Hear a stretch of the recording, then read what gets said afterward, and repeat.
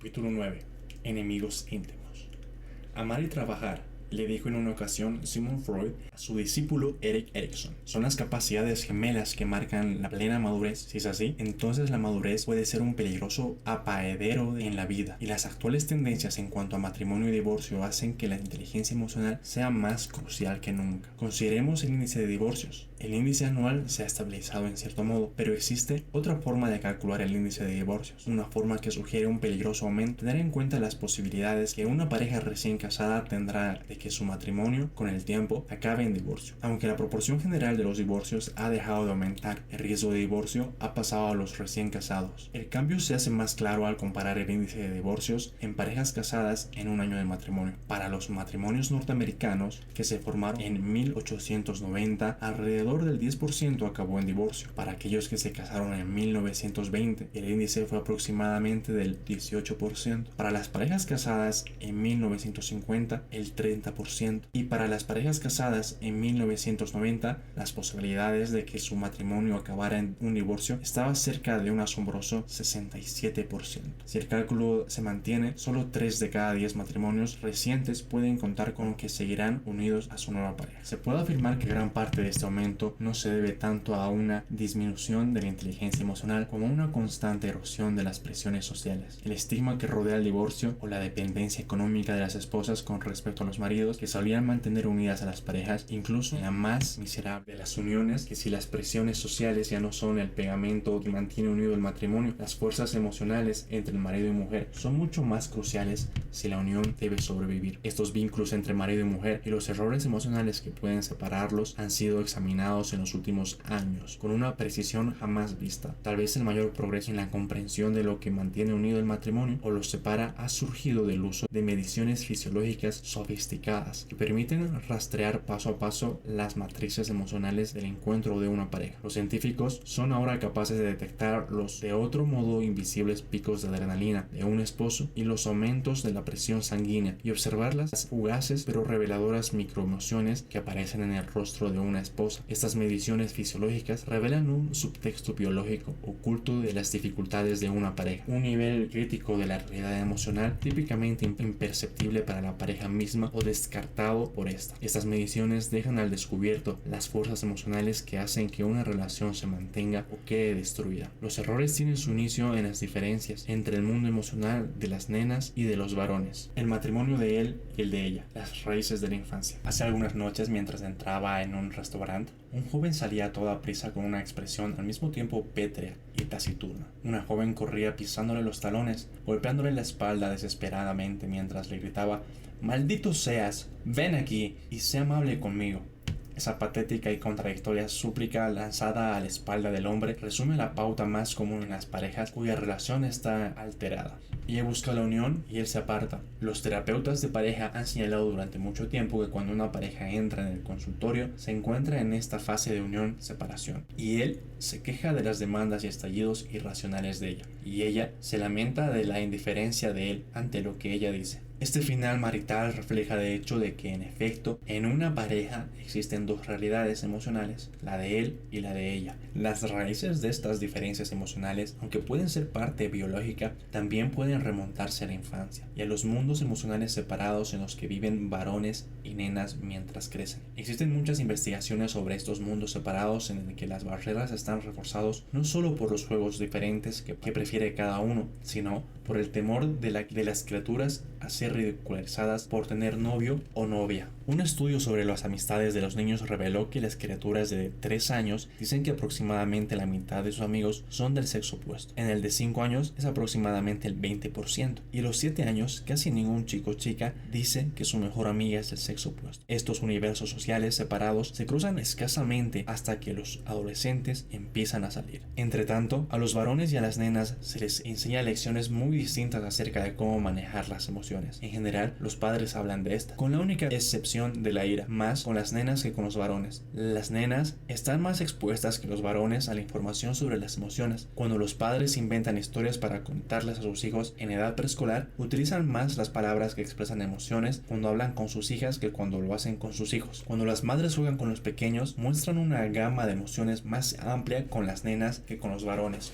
Cuando hablan con las hijas de sentimiento, discuten más detalladamente el estado emocional mismo que cuando lo hacen con los hijos, aunque con estos entran más en detalles sobre las causas y las consecuencias. Las emociones como la ira, probablemente como moraleja, Leslie Brody y Judith Hell, que han resumido la investigación sobre las diferencias de las emociones de uno u otro sexo, proponen que debido a que las nenas desarrollan facilidad con respecto al lenguaje más rápidamente que los chicos, son más expertas en expresar sus sentimientos y más hábiles que los varones para usar palabras que exploran y sustituyen reacciones emocionales tales como peleas físicas. En contraste, señalan los varones para los que la verbalización de los afectos queda menos enfatizada. Pueden ser absolutamente inconscientes de los estados emocionales, tanto los propios como los de los demás. A los 10 años aproximadamente, el mismo porcentaje de varones que en nenas es abiertamente agresivo, dado a la confrontación directa cuando está furioso, pero a los 13 surge una reveladora diferencia entre ambos sexos. Las nenas se vuelven más expertas que los varones en ingeniosas tácticas agresivas como el ostracismo, el chismorreo malévolo y las venganzas indirectas. En general, los varones sencillamente siguen siendo discutidores cuando están furiosos y pasan por alto estas estrategias más ocultas. Esta es solo una de las muchas formas en que los varones y más tarde los hombres son menos expertos que el sexo opuesto en los vericuetos de la vida emocional. Cuando las nenas juegan juntas, la hacen en grupos pequeños e íntimos, poniendo el acento en minimizar la oscuridad y potenciar al máximo la cooperación, mientras los juegos de varones se desarrollan en grupos más grandes y ponen el acento en la competición. Una diferencia clave es la que surge cuando los juegos que desarrollan varones o nenas quedan interrumpidos porque alguien se lastima. Si un varón se ha lastimado, se siente mal, se separa, que se espera que salga de en medio y deje de llorar para que el juego pueda continuar. Si ocurre lo mismo en un grupo de nenas, el juego se interrumpe mientras todas se reúnen para ayudar a la nena que llora. Esta diferencia entre varones y nenas representa lo que Carol Gilligan en Harvard señala como la diferencia clave entre los sexos. Los varones se enorgullecen de su autonomía y su independencia inflexible, mientras las nenas se consideran parte de una red de relaciones. Así los varones se ven amenazados por cualquier cosa que pueda desafiar su independencia, mientras las nenas sienten lo mismo cuando se produce una ruptura en sus relaciones. Y como ha señalado Deborah Tannen en su libro Tú no entiendes, You Just Don't Understand, estas perspectivas diferentes significan que hombres y mujeres desean y esperan cosas muy distintas en una conversación. Los hombres se contentan con hablar de cosas, mientras las mujeres buscan la conexión emocional.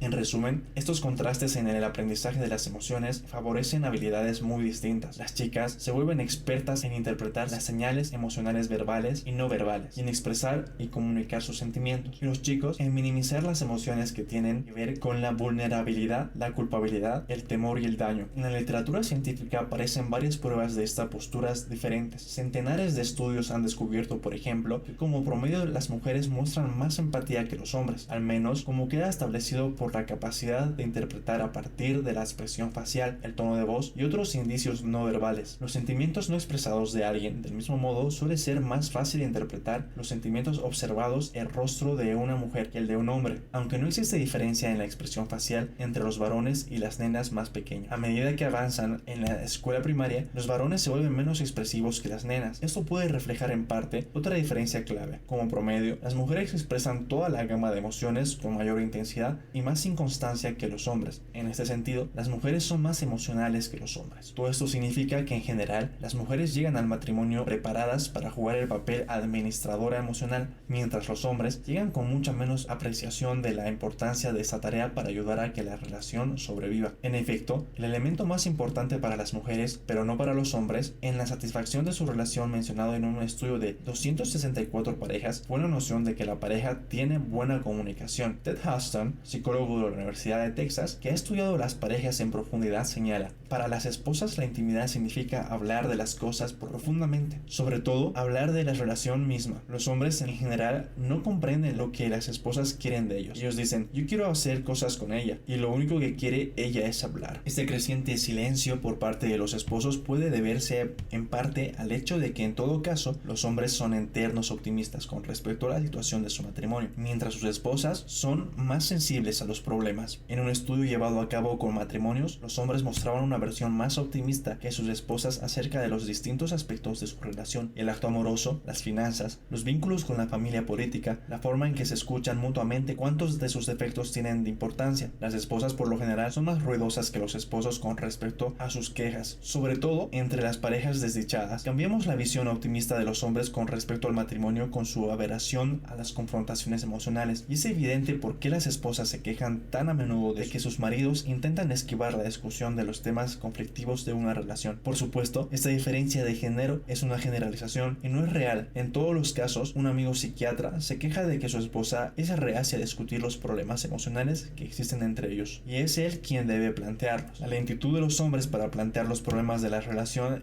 combina, sin duda, con su relativa falta de habilidad cuando se trata de interpretar la expresión facial de las emociones. Las mujeres, por ejemplo, son más sensibles a una expresión de tristeza del hombre que ellos para detectar la tristeza de una mujer. Así, la mujer tiene que estar muy triste para que un hombre note sus sentimientos de inmediato, sin mencionar que plantee la pregunta de cuál es el motivo de su tristeza. Consideremos las implicaciones de esta brecha emocional entre ambos sexos con respecto a la forma en que las parejas se enfrentan a las quejas y desacuerdos de cualquier relación íntima inevitablemente provoca. De hecho, temas específicos tales como con cuánta frecuencia hacer el amor, cómo disciplinar a los hijos o cuántas deudas y ahorros resultan aceptables, no son los que unen o rompen el matrimonio. En todo caso, es la forma en que una pareja discute estos temas críticos. O más importante para el destino del matrimonio, el simple hecho de haber alcanzado un acuerdo acerca de cómo discrepar es clave para la supervivencia marital. Hombres y mujeres tienen que superar las diferencias innatas de género para abordar las emociones más fuertes. Si no lo logran, las parejas son vulnerables a la escisión emocional, que finalmente puede quebrar su relación. Como veremos, estas grietas tienen muchas más probabilidades de desarrollarse si uno o ambos miembros de la pareja presentan ciertos déficits en su inteligencia emocional. Errores maritales. Fred, ¿recogiste la ropa de la tintorería? Ingrid, en tono burlón, ¿recogiste mi ropa de la tintorería? Vete tú a buscar tu maldita ropa. ¿Yo por qué? ¿Soy tu sirvienta? Fred, de ninguna manera. Si fueras una sirvienta, al menos sabrías lavar. Si este fuera un diálogo de una comedia, podría resultar divertido. Pero este intercambio dolorosamente cáustico tuvo lugar en una pareja que, aunque no resulte sorprendente, se divorció a cabo de pocos años. El encuentro se produjo en un laboratorio dirigido por John Gottman, psicólogo de la Universidad de Washington, que ha hecho el análisis tal vez más detallado del pegamento emocional que une a las parejas y los sentimientos corrosivos que pueden destruir los matrimonios. En su laboratorio, las conversaciones de las parejas están grabadas en video y luego sometidas a horas de microanálisis diseñado para revelar las corrientes emocionales subterráneas en juego. Este mapa de los errores que pueden conducir a una pareja al divorcio demuestra el importante papel de la inteligencia emocional en la supervivencia de un matrimonio.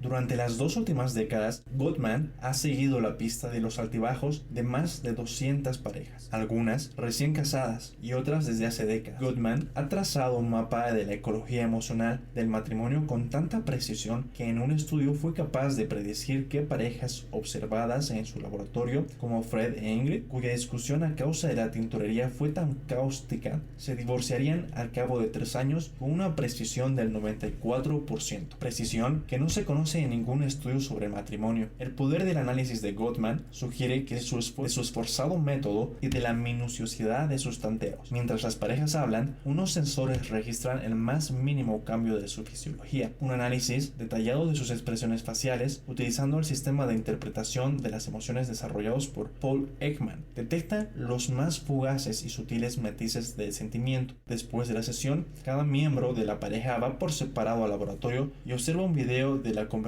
y habla de sus sentimientos durante los momentos acalorados del intercambio. El resultado es semejante a una radiografía emocional del matrimonio, una temprana señal de advertencia de que el matrimonio está en peligro, señala Gottman. Es la crítica áspera. En un matrimonio saludable, el marido y la mujer se sienten libres de manifestar una queja, pero con demasiada frecuencia, en el calor de la discusión, las quejas se manifiestan de forma destructiva, como un ataque a la personalidad del cónyuge. Por ejemplo, Pamela y su hija fueron a comprar zapatos mientras Tom, su esposo, entraba en una librería. Acordaron reunirse delante del correo 1 hora después y luego ir al cine. Pamela fue puntual, pero no encontró señales de Tom. ¿Dónde está? La película empieza dentro de 10 minutos, se quejó Pamela a su hija. Si existe alguna forma de que tu padre estropee las cosas, lo hará. Cuando Tom apareció 10 minutos más tarde, feliz por haberse encontrado con un amigo y disculpándose por llegar tarde, Pamela le espetó con sarcasmo: está bien, nos dio la posibilidad de comentar tu increíble habilidad para arruinar todos los planes que hacemos. Eres tan desconsiderado y egocéntrico. La queja de Pamela es más que una queja, es un asesinato del carajo, una crítica de la persona, no del hecho. En realidad, Tom se había disculpado, pero debido a su error, Pamela lo califica de desconsiderado y egocéntrico. La mayoría de las personas atraviesan momentos como este de vez en cuando, en los que una queja con respecto a algo que uno de los dos ha hecho se expresa como un ataque contra la persona más que contra el acto. Pero esta áspera crítica personal tiene un impacto emocional mucho más corrosivo que las quejas más razonables, y tales ataques, quizás comprensiblemente, se vuelvan más probables cuanto más siente uno de los miembros de la pareja que sus quejas son pasadas por alto. La diferencia entre queja y crítica personales son sencillas. En una queja, la esposa afirma específicamente qué es lo que le perturbaba, y critica la acción de su esposo y no a su esposo, diciendo que él hizo sentir: cuando te olvidaste de recoger mi ropa de la tintorería, sentí que no te preocupabas por mí. Es una expresión de inteligencia emocional básica, positiva, no beligerante ni pasiva. Pero en una crítica personal, ella utiliza la queja específica que lanza un ataque global sobre su esposo. Siempre eres tan egoísta y desconsiderado. Esto demuestra que no puedo confiar en que hagas nada bien. Este tipo de crítica hace que la persona que la recibe se sienta avergonzada, disgustada, inculpada y defectuosa, todo lo cual probablemente conducirá a una respuesta defensiva más que a un intento por mejorar las cosas, sobre todo cuando la crítica está cargada de desdén, una emoción particularmente destructiva. El desdén surge fácilmente con la ira, suele expresarse no solo en las palabras utilizadas, sino también en un tono de voz y en una expresión airada. Su forma más evidente, por supuesto, es la burla o el insulto: idiota, bruja, imbécil, pero igualmente dañino. Es el lenguaje corporal que expresa desdén, sobre todo la sonrisa burlona o el labio torcido, que son las señales faciales universales del disgusto, o el poner los ojos en blanco como diciendo: Dios mío. La rúbrica del desprecio facial es una contracción de risorio, el músculo que mueve las comisuras de la boca a un costado, por lo general izquierdo, mientras los ojos se ponen en blanco. Cuando un cónyuge muestra esta expresión, el otro, en un intercambio emocional tácito, registra un salto en el ritmo cardíaco de 2 o 3 latidos por minuto. Esta conversación oculta produce su efecto negativo. Si un esposo muestra desdén con regularidad, descubrió Gottman, su esposa será más propensa a una serie de problemas de salud, desde los frecuentes resfríos y gripes hasta las infecciones de vejiga, así como síntomas gastrointestinales. Y cuando una esposa expresa disgusto, primo hermano del desdén, 4 o más veces durante una conversación de 15 minutos, se trata de una señal silenciosa de que la pareja probablemente se separará al cabo de 4 años. Por supuesto, una muestra de desdén o disgusto de vez en cuando no romperá un matrimonio. En todo caso, estos torrentes emocionales son semejantes al hábito de fumar y al colesterol elevado como factores de riesgo al ataque cardíaco. Cuanto más intenso y prolongado, mayor es el peligro. En el camino al divorcio, uno de estos factores predice al siguiente en una creciente escala de desdicha. La crítica y el desdén o disgusto habituales son señales de peligro, porque indican que un marido o una esposa han hecho un juicio mudo desfavorable con respecto a su pareja. En estos pensamientos, el cónyuge es el sujeto de una condena constante. Este pensamiento negativo y hostil conduce naturalmente a ataques que hacen que la persona que los recibe se vuelva defensiva o esté dispuesta a contraatacar a modo de respuesta. Las dos variables de la respuesta de ataque o huida representan las formas que un cónyuge puede responder a un ataque. Lo más evidente es atacar estallando en ira. Ese camino concluye típicamente en un hostil combate a gritos, pero la respuesta alternativa de la fuga puede ser más perniciosa, sobre todo cuando la huida es la retirada hacia el total silencio. El bloqueo es la defensa última. El que lo sufre simplemente se queda en blanco, en una retirada efectiva de la conversación, respondiendo con una expresión pétrea y con silencio. El bloqueo envía un mensaje poderoso y desconcertante, algo así como una combinación de distancia glacial, superioridad y aversión. El bloqueo se manifestó sobre todo en matrimonios con futuros problemas. En el 85% de estos casos era el esposo el que se bloqueaba en respuesta a la esposa que lo atacaba con críticas de desdén. Como respuesta habitual, el bloqueo es devastador para la salud de una relación. Anula toda la posibilidad de resolver los desacuerdos. Pensamientos tóxicos. Los chicos alborotan y Martín, su padre, empieza a molestarse. Se vuelve hacia su esposa. Melanie, y le dice en tono áspero: cariño, ¿no te parece que los niños podrían calmarse un poco? Lo que piensa realmente es: ella es demasiado permisiva con los niños. Como reacción a la ira de Martín, Melanie siente un arrebato de furia. Su rostro se pone tenso, sus cejas se crispan en una expresión ceñuda y responde: los niños la están pasando bien, de todos modos se irán a dormir enseguida. Lo que piensa realmente es: otra vez lo mismo, siempre quejándose. Ahora Martín está visiblemente furioso. Se inclina hacia adelante amenazadoramente con los puños apretados y dice en tono fastidio: ¿tengo que ir yo a acostarlos? Lo que piensa realmente es: ella se opone a mí en todo. Sería mejor que yo tomara las riendas. Repentinamente preocupada por la cólera de Martín, Melanie dice en tono dócil: no, enseguida iré yo. Lo que piensa realmente es: está perdiendo el control, podría lastimar a los niños, será mejor que yo ceda. Estas conversaciones paralelas, la verbalizada y la muda, son mencionadas por Aaron Beck, el fundador de la terapia cognitiva, como un ejemplo de las clases de pensamiento que pueden envenenar un matrimonio. El verdadero intercambio emocional entre Melanie y Martín está modelado por sus pensamientos, y esos pensamientos a su vez están determinados por otra capa profunda que Beck llama pensamientos automáticos, suposiciones fugaces y en segundo plano acerca de uno mismo y de la gente relacionada con uno que reflejan nuestras actitudes emocionales más profundas. Para Melanie, el pensamiento en segundo plano es algo así como: él siempre me está tiranizando con su ira. Para Martín, el pensamiento clave es: ella no tiene derecho a tratarme así. Melanie siente que es una víctima inocente en el matrimonio, y Martín siente absoluta indignación ante lo que considera un tratamiento injusto. La idea de ser una víctima inocente o la de indignación absoluta son típicas de los cónyuges con problemas, que alimentan constantemente la ira y el daño. Una vez que los pensamientos perturbadores como la indignación absoluta se vuelven automáticos, son autoconfirmadores. El cónyuge que se siente victimizado está analizando constantemente todo lo que a su pareja hace, con el fin de confirmar el punto de vista de que es una víctima. Pasa por alto o deja de lado cualquier acto amable por parte de su cónyuge que pudiera cuestionar o negar ese punto de vista. Esos pensamientos son poderosos, confunden el sistema nervioso de alarma. Una vez que el pensamiento del esposo acerca de que es victimizado dispara un salto emocional, fácilmente pensará o cavilará sobre una lista de quejas que le recordarán la forma en que ella lo victimiza, el tiempo que no recuerda nada de lo que ella puede haber hecho a lo largo de toda la relación, que niegue el punto de vista de que él es una víctima inocente. Esto pone a su esposa en una situación desfavorable. Incluso las cosas que ella hace y que son intencionadamente amables pueden ser interpretadas cuando son vistas a través de una lente tan negativa y descartada como débiles intentos por negar que ella lo victimiza.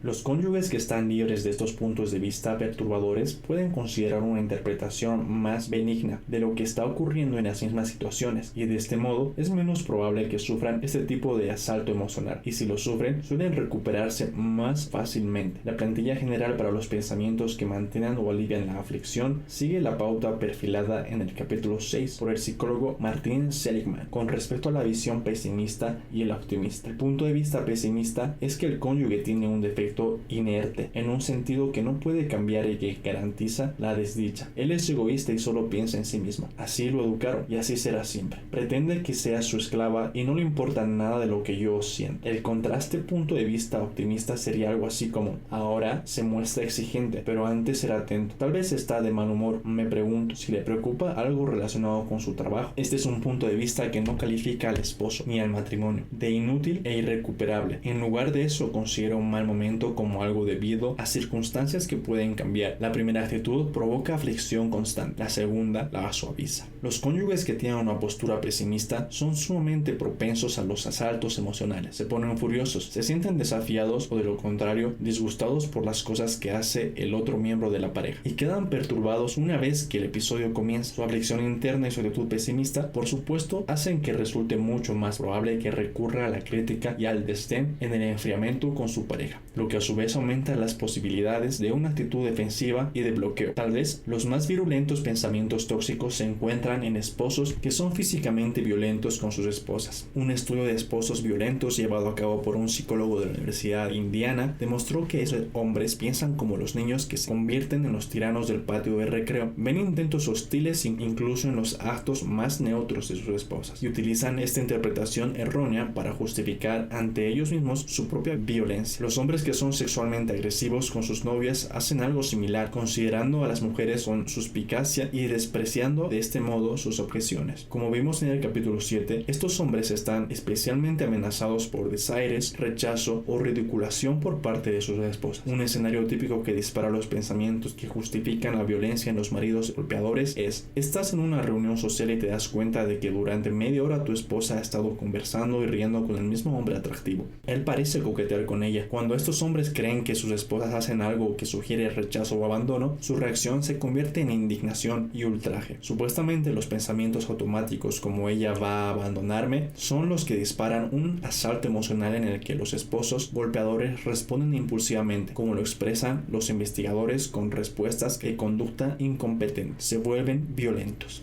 Desbordamiento, el hundimiento de un matrimonio. El efecto neto de estas perturbadoras actitudes es crear una crisis incesante, ya que disparan al asalto emocional más frecuentemente y la hacen que resulte más difícil recuperarse del daño y la furia resultantes. Goodman utiliza el acerto término desbordamiento para esta susceptibilidad a la frecuente perturbación emocional. Los esposos o las esposas desbordadas están tan abrumados por la negatividad de su pareja y por sus propias reacciones ante esta que se sienten hundidos por sentimientos espontáneos y fuera de control. Las personas que están desbordadas no pueden oír sin distorsión ni responder con lucidez. Les resulta difícil organizar su pensamiento y caen en reacciones primitivas. Simplemente quieren que las cosas se detengan o quieren salir corriendo o a veces devolver los golpes. El desbordamiento es el asalto emocional que se perpetúa a sí mismo. Algunas personas tienen un elevado umbral para el desbordamiento y soportan fácilmente la ira y el desdén, mientras otras pueden dispararse en el momento en el que el cónyuge formula una leve crítica. La descripción técnica del desbordamiento se hace en función del aumento del ritmo cardíaco a partir del nivel de serenidad. En estado de reposo, el ritmo cardíaco de la mujer es de aproximadamente 82 latidos por minuto y del hombre de unos 73. El ritmo cardíaco específico varía principalmente de acuerdo con el tamaño de cada persona. El desbordamiento comienza aproximadamente a los 10 latidos por minuto, por encima del ritmo de una persona en estado de reposo. Si el ritmo cardíaco alcanza los 100 latidos por minuto, como puede ocurrir fácilmente durante los momentos de ira o llanto, el organismo está bombeando adrenalina y otras hormonas que mantienen durante un tiempo un nivel elevado de congoja. El momento del asalto emocional es evidente a partir del ritmo cardíaco. Puede elevarse 10, 20 o incluso 30 latidos por minuto. Entre uno y otro latido, los músculos se tensan. Pueden resultar difícil respirar. Se produce un anegamiento de sentimientos tóxicos, un desagradable aluvión de temor e ira porque parece inevitable y subjetivamente lleva a una eternidad superarlo. En este sentido, el asalto total, las emociones de una persona son tan intensas, su perspectiva tan reducida y su pensamiento tan confuso que no hay esperanza de adoptar el punto de vista del otro ni de resolver las cosas de una forma razonable. Por supuesto, la mayoría de las personas y esposas padecen estos intensos momentos cuando pelean, cosa muy natural. El problema de un matrimonio comienza cuando uno u otro cónyuge se siente desbordado casi constantemente. Entonces se siente abrumado por su pareja. Está siempre en guardia por si surge algún asalto emocional o una injusticia. Adopta una actitud de extrema alerta ante cualquier señal de ataque, insulto o queja y seguramente reaccionará excesivamente ante la menor señal. Si un esposo se encuentra en este estado, la esposa dice: querido, tenemos que hablar, con lo que puede provocar una reacción al siguiente pensamiento: otra vez está buscando una pelea, y así disparar el desbordamiento. Resulta cada vez más difícil recuperarse de la excitación fisiológica, que a su vez hace más fácil que los intercambios inofensivos sean vistos bajo una luz siniestra que dispara una vez más el desbordamiento. Este es tal vez el momento más peligroso del matrimonio, un cambio catastrófico en la relación. El cónyuge desbordado ha llegado a pensar lo peor de su pareja prácticamente todo el tiempo, interpretando bajo una luz negativa todo lo que hace. Los temas insignificantes se convierten en terribles batallas. Los sentimientos quedan constantemente heridos con el tiempo. El cónyuge que se ve desbordado empieza a ver todos y cada uno de los problemas del matrimonio como algo grave e imposible de arreglar, ya que el desbordamiento mismo sabotea cualquier intento de resolver las cosas. A medida que esto continúa, empieza a parecer inútil hablar de los temas, y los cónyuges intentan aliviar sus sentimientos conflictivos por su cuenta. Comienzan llevando vidas paralelas, viviendo esencialmente aislados uno del otro, y se sienten solos dentro del matrimonio. Con demasiada frecuencia, deduce Goodman, el siguiente paso es el divorcio. En esta trayectoria hacia el divorcio, las trágicas consecuencias de los déficits en la competencia emocionales son evidentes. A medida que una pareja queda atrapada basada en el reverberante ciclo de la crítica y el desdén, de la defensa y el bloqueo, de los pensamientos perturbadores y el desbordamiento emocional. El ciclo mismo refleja una desintegración de la conciencia de uno mismo y el autocontrol emocional de la empatía y las habilidades para calmarse mutuamente y a uno mismo. Hombres. El sexo vulnerable. Volvamos a ocuparnos de las diferencias de género en la vida emocional. Lo que resulta ser un estímulo oculto a los derrumbones matrimoniales, consideremos este descubrimiento incluso después de 35 años de matrimonio o más. Existe una distinción básica en la forma en que esposos y esposas consideran los encuentros emocionales. En general, a las mujeres no les importa zambullirse en la desagradable situación de una riña matrimonial tanto como a los hombres. Esa conclusión a la que se llegó en un estudio llevado a cabo por Robert Levenson de la Universidad de California de Berkeley se basa en el testimonio de 151 parejas con muchos años de matrimonio. Levenson descubrió que los esposos consideraban desagradable, incluso repugnante, sentirse trastornados durante un desacuerdo matrimonial, mientras que a sus esposas no les importaba demasiado. Los esposos son propensos al desbordamiento ante una intensidad de negatividad menor que sus esposas. Más hombres que mujeres reaccionan con el desbordamiento ante las críticas de su pareja. Una vez desbordados, los esposos segregan más adrenalina en el torrente sanguíneo y el flujo de adrenalina es disparado por niveles más bajos de negatividad por parte de sus esposas. A los esposos les lleva más tiempo recuperarse fisiológicamente del desbordamiento. Esto sugiere la posibilidad de que la imperturbabilidad masculina típica del estoico Clint Eastwood representa una defensa contra el hecho de sentirse emocionalmente abrumado. La razón por la que los hombres tienen tantas probabilidades de bloquearse, propone Gottman, es que se protegen del desbordamiento. Su investigación demostró que una vez que ellos empiezan a bloquearse,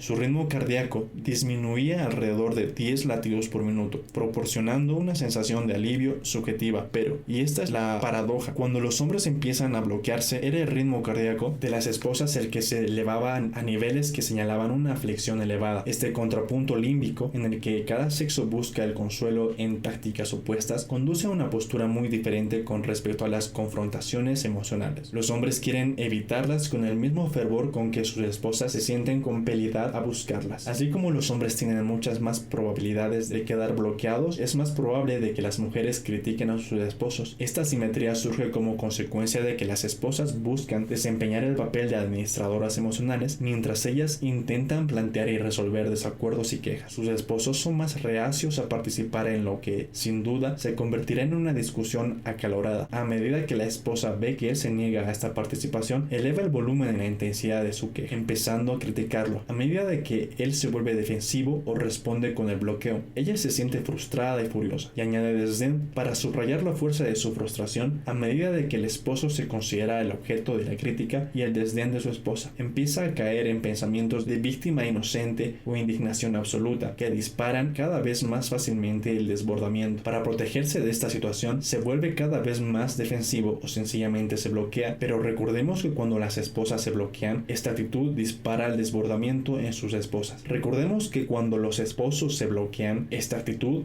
dispara el desbordamiento en sus esposas, que se sienten totalmente frustradas, y a medida que el ciclo de las disputas matrimoniales aumenta, puede quedar muy fácilmente fuera de control. Él y ella. Consejo matrimonial. Dado el nefasto resultado potencial de las diferencias en la forma en que hombres y mujeres se enfrentan a los sentimientos perturbadores de la relación, cabe preguntarse qué pueden hacer las parejas para proteger el amor y el afecto mutuo. En resumen, ¿qué es lo que protege el matrimonio? Sobre la base de observar la interacción de las parejas cuyos matrimonios han seguido progresando a lo largo de los años, los investigadores ofrecen consejos específicos para hombres y para mujeres, y algunas sugerencias generales para ambos. En general, hombres y mujeres necesitan diferentes sintonía emocional. En el caso de los hombres, el consejo consiste en que no soslayen el conflicto, sino que se den cuenta de que cuando la esposa plantea alguna queja o desacuerdo, tal vez lo está haciendo como un acto de amor, intentando mantener la salud y el desarrollo de la relación, aunque pueden muy bien existir otros motivos para la hostilidad de una esposa. Cuando las quejas fermentan, aumentan de intensidad hasta que se produce una explosión. Cuando son ventiladas y se resuelven, disminuye la presión, pero los esposos deben comprender que la ira y el descontento descontento no son sinónimos de ataque personal. Las emociones de las esposas a menudo son simples llamadas de atención que enfatizan la fuerza de sus sentimientos con respecto al problema. Los hombres también deben estar en guardia para no crear un cortocircuito en la discusión al ofrecer una solución práctica prematura. Es típicamente más importante para una esposa sentir que el esposo escucha su queja y empatiza con sus sentimientos sobre el tema, aunque él no necesite estar de acuerdo con ella. Ella puede interpretar que el consejo que él le ofrece es una forma de considerar intrascendentes sus sentimientos. Los esposos que son capaces de soportar el calor de la ira en lugar de desdeñar las quejas de ellas como algo insignificante ayudan a sus esposas a sentirse escuchadas y respetadas. Más aún, las esposas quieren que sus sentimientos sean reconocidos y respetados como válidos, aunque sus esposos discrepan. Con mucha frecuencia, cuando una esposa siente que su punto de vista es escuchado y sus sentimientos registrados, se serena. En cuanto a las mujeres, el consejo es bastante similar, dado que el problema principal de los hombres es que sus esposas son demasiado intensas al expresar sus quejas. Ellas deben hacer un esfuerzo y tener el cuidado de no atacar a sus esposos, quejarse de lo que él hizo, pero no criticarlo como persona ni expresar desdén. Las quejas no son ataques al carácter, sino más bien una clara afirmación de que un acto determinado resulta perturbador. Un ataque personal airado conseguirá casi con certeza que el esposo adopte una actitud defensiva o se bloquee, lo cual resultará aún más frustrante y solo logrará intensificar la disputa. También ayuda que la queja de la esposa se coloque en un contexto más amplio que tranquilice al esposo con respecto al amor que ella siente por él. La pelea buena. El diario de la mañana ofrece una lección acerca de cómo no resolver diferencias en el matrimonio. Marlene Lenick tuvo una disputa con su esposo Michael. Él quería ver el partido Dallas Cowboy Philadelphia Eagles y ella las noticias mientras él se acomodaba. La señora Lenick le dijo que estaba harta de fútbol. Entró en el dormitorio para buscar el revólver calibre 38 y le disparó 2 veces mientras él miraba el partido. La señora Lenick fue acusada de agresión calificada y puesta en libertad con una fianza de $50,000. El señor Lenick fue dado de alta y se recuperó de los disparos que le rozaron el abdomen y le perforaron el omóplato izquierdo y el cuello. Aunque pocas peleas matrimoniales son tan violentas y tan gravosas, estas ofrecen una posibilidad óptima de incorporar la inteligencia emocional al matrimonio. Por ejemplo, las parejas con muchos años de matrimonio suelen ceñirse a un tema y dar a cada cónyuge la posibilidad de afirmar su punto de vista desde el principio. Pero estas parejas van un paso más allá, se demuestran mutuamente que son escuchadas, dado que sentirse escuchado a menudo es exactamente lo que busca el cónyuge agraviado. Un acto de empatía emocional es un reductor magistral de la tensión. Lo que más notoriamente falta en las parejas que acaban divorciándose son los intentos por parte de cualquiera de sus miembros por reducir la tensión durante una disputa. La presencia o ausencia de formas de reparar una desavenencia es una diferencia crucial entre las disputas de parejas que tienen un matrimonio saludable y las de aquellas que finalmente acaban en divorcio. Los mecanismos de reparación que evitan que una discusión acabe en una espantosa explosión son simples movimientos tales como mantener la discusión encarrilada, la empatía y la reducción de la tensión. Estos movimientos básicos son una especie de termostato emocional que evita que los sentimientos expresados entren en la ebullición y abrumen la capacidad de los cónyuges para centrarse en el tema en cuestión. Una estrategia general para lograr que un matrimonio funcione consiste en no concentrarse en los temas específicos. La crianza de los hijos, el sexo, el dinero y las tareas de la casa por los que discuten las parejas, sino en todo caso en cultivar una inteligencia emocional compartida, mejorando así las posibilidades de resolver los problemas. Un puñado de competencias emocionales, sobre todo el ser capaz de serenarse y serenar al cónyuge. La empatía y el saber escuchar pueden hacer más probable que una pareja dirima sus desacuerdos con eficacia. Esto hace posible desacuerdos saludables, las peleas buenas que permiten a un matrimonio florecer y que superan las negatividades que, si se dejan crecer, pueden destruir un matrimonio. Por supuesto, ninguno de estos hábitos emocionales cambia del día a la noche. Hacen falta como mínimo persistencia y una actitud alerta. Las parejas serán capaces de llevar a cabo los cambios claves en proporción directa con lo motivados que se sientan para intentarlo. Muchas respuestas emocionales activadas tan fácilmente en el matrimonio han sido forjadas desde la infancia, aprendidas en nuestras relaciones más íntimas o modeladas por nuestros padres y luego llevadas al matrimonio plenamente conformadas. Y así estamos preparados para ciertos hábitos emocionales. La reacción excesiva ante los desastres, digamos, o el cerrarnos ante la primera señal de confrontación, aunque es posible que hayamos jurado que jamás actuaríamos como nuestros padres. Serenarse. Cada emoción fuerte tiene en su raíz un impulso hacia la acción. Manejar esos impulsos resulta básico para la inteligencia emocional. Esto puede resultar especialmente difícil. Sin embargo, en las relaciones amorosas en las que hay tantas cosas en juego, las reacciones que intervienen aquí alcanzan algunas de nuestras necesidades más profundas: ser amados y sentirnos respetados. Los temores de abandono o de quedar privados emocionalmente. No es de extrañar que durante una pelea matrimonial actuemos como si estuviera en juego nuestra supervivencia misma. Aún así, nada se resuelve positivamente cuando el esposo o la esposa se encuentran en medio de un asalto emocional. Una competencia matrimonial clave es que los cónyuges aprendan a aplacar sus propios sentimientos de aflicción. Esencialmente, esto significa dominar la capacidad de recuperarse rápidamente del desbordamiento provocado por un asalto emocional, dado que la capacidad de escuchar, pensar y hablar con claridad se disuelve durante un pico emocional semejante. Serenarse es un paso sumamente constructivo sin el cual no puede haber más progreso en la solución del problema en cuestión. Las parejas ambiciosas pueden aprender a dominar su pulso cada 5 minutos aproximadamente durante un encuentro conflictivo, palpándolo en la carótida, pocos centímetros por debajo del lóbulo de la oreja y la mandíbula. Las personas que hacen ejercicios aeróbicos aprenden a hacer eso fácilmente. Contar el pulso durante 15 segundos y multiplicarlo por 4 da un resultado, el promedio por minuto. Hacerlo mientras se está en calma da una base. Si el impulso se eleva a más de unos 10 latidos por minuto por encima de ese nivel, indica el comienzo del desbordamiento. Si el pulso aumenta de esta forma, la pareja necesita separarse durante unos 20 minutos para calmarse antes de reanudar la discusión. Aunque una pausa de 5 minutos puede parecer suficiente, el tiempo real de recuperación fisiológica es más gradual. Como vimos en el capítulo 5, la ira residual provoca más ira, una espera más prolongada al organismo, más tiempo para recuperarse de la excitación anterior. Para las parejas a las que comprensiblemente les resulta difícil controlar el ritmo cardíaco durante una pelea, es más sencillo tener un acuerdo preestablecido que permita a uno u otro cónyuge hacer una interrupción ante las primeras señales de desbordamiento. Durante esa pausa puede resultar útil dedicarse a una técnica de relajación o un ejercicio aeróbico o cualquiera de los otros métodos que analizamos en el capítulo 5, que pueden ayudar a los cónyuges a recuperarse del asalto emocional. La desintoxicante charla con uno mismo. Debido a que el desbordamiento queda activo por los pensamientos negativos con respecto a la pareja, resulta útil que el esposo o la esposa que se siente perturbado por estos juicios ásperos los enfrente directamente. Sentimientos como "no voy a aceptar esto nunca más" o "no me merezco este tipo de trato" son frases típicas de la víctima inocente o la indignación absoluta. Como señala el terapeuta cognitivo Aaron Beck, el captar estos pensamientos y desafiarlos en lugar de simplemente sentirse furioso o herido por ello. El esposo o la esposa pueden empezar a sentirse libres de su dominio. Esto existe un control de tales pensamientos y comprenden que uno no debe creerlos y haciendo el esfuerzo intencional de pensar en pruebas o perspectivas que los cuestionan. Por ejemplo, una esposa que se siente que a él no le importan mis necesidades, siempre es tan egoísta, podría desafiar el pensamiento recordándose una serie de cosas que el esposo ha hecho y que en realidad demuestran su cuidado. Esto le permite a ella reformular el pensamiento como: bueno, de vez en cuando se preocupa por mí, aunque lo que acaba de hacer fue desconsiderado y desquiciante para mí. La última formulación abre la posibilidad de cambiar y de alcanzar una resolución positiva. La anterior solo sirve para fomentar la ira y el daño. Escuchar y hablar sin estar a la defensiva.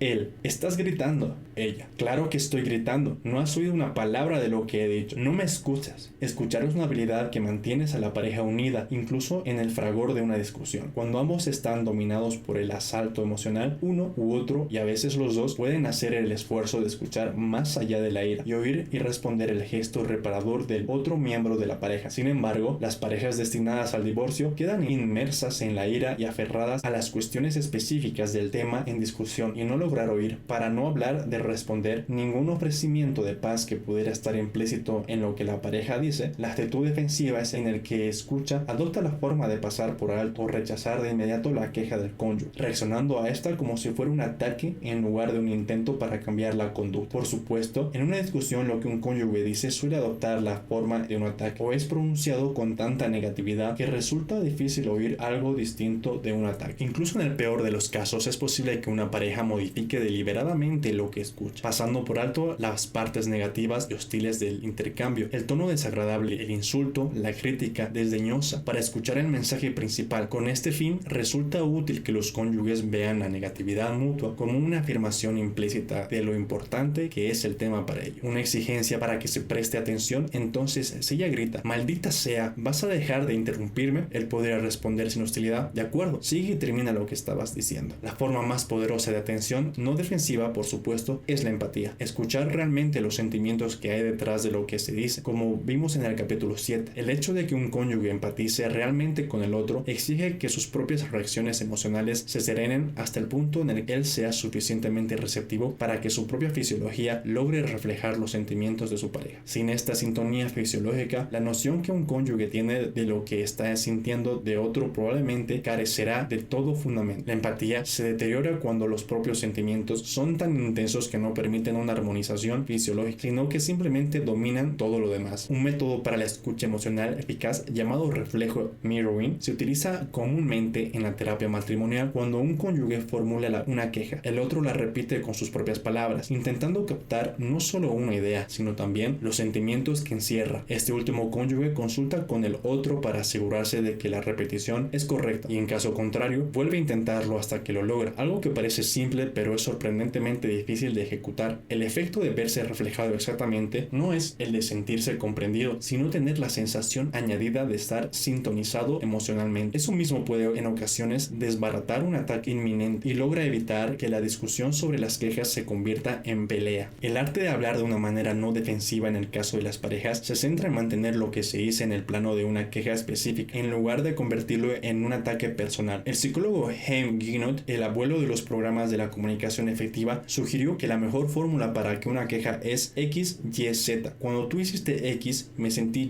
Y habría preferido que en lugar de eso hubieras hecho Z. Por ejemplo, cuando no me llamaste para decirme que ibas a llegar tarde a la cita que teníamos para cenar, me sentí despreciada y furiosa. Ojalá me hubieras llamado para avisarme que llegarías tarde, en lugar de eres un desconsiderado y egocéntrico bastardo, que es la forma en que el tema se plantea con frecuencia en las discusiones de las parejas. En resumen, en la comunicación abierta no hay intimidación, amenazas ni insultos. Tampoco da lugar a ninguna de las innumerables formas de actitud defensiva, excusas, negación de la responsabilidad, contraataque, con críticas y cosas por el estilo. También en este caso, la empatía es una herramienta poderosa. Finalmente, el respeto y el amor desbaratan la hostilidad en el matrimonio. Como en cualquier otro aspecto de la vida, una forma poderosa de atenuar una pelea es hacer que el cónyuge sepa que uno puede ver las cosas desde otra perspectiva y que este punto de vista puede tener validez incluso si uno no está de acuerdo. Otra es asumir la responsabilidad o incluso disculparse. Si uno no se da cuenta de que está equivocado, como mínimo, esta convalidación significa la manifestación de que uno está escuchando y puede reconocer las emociones que se expresan a pesar de no estar de acuerdo con el argumento. Me doy cuenta de que estás preocupada, y en otras ocasiones, cuando no está planteada una pelea, la convalidación adopta la forma de un cumplido. El descubrir algo que uno aprecia auténticamente y expresar algún elogio, la convalidación por supuesto es una forma de aliviar al cónyuge o de construir una capital emocional bajo la forma de pensamientos positivos. Práctica. Debido a que estas maniobras deben realizarse durante el fragor de una confrontación, cuando la excitación emocional seguramente es elevada, para que resulten accesibles cuando más las necesitamos, deben estar incorporadas a nuestra formación. Esto se debe a que el cerebro emocional adopta estas rutinas de respuesta que fueron aprendidas en las primeras etapas de vida, durante momentos repetidos de ira y dolor, y por eso se vuelven dominantes. Dado que la memoria y la respuesta son específicas de la emoción, en tales situaciones las reacciones asociadas con momentos más serenos son menos fáciles de recordar y de llevar a la práctica. Si una respuesta emocional más productiva resulta poco familiar o no está muy practicada, es sumamente difícil intentarla en medio del malestar. Pero si una respuesta es practicada de modo tal que se convierte en algo automático, tiene mejores posibilidades de encontrar expresión durante una crisis emocional. Por estas razones, las estrategias mencionadas anteriormente deben ser puestas en práctica y ensayadas durante aquellos encuentros que no estén dominados por la tensión, así como en el fragor de la batalla, si queremos que tengan la posibilidad de convertirse en una primera respuesta adquirida, o al menos en una segunda respuesta no demasiado postergada. En el repertorio del circuito emocional, en esencia, estos antídotos de la desintegración matrimonial son una breve educación reparadora a la inteligencia emocional. Gracias.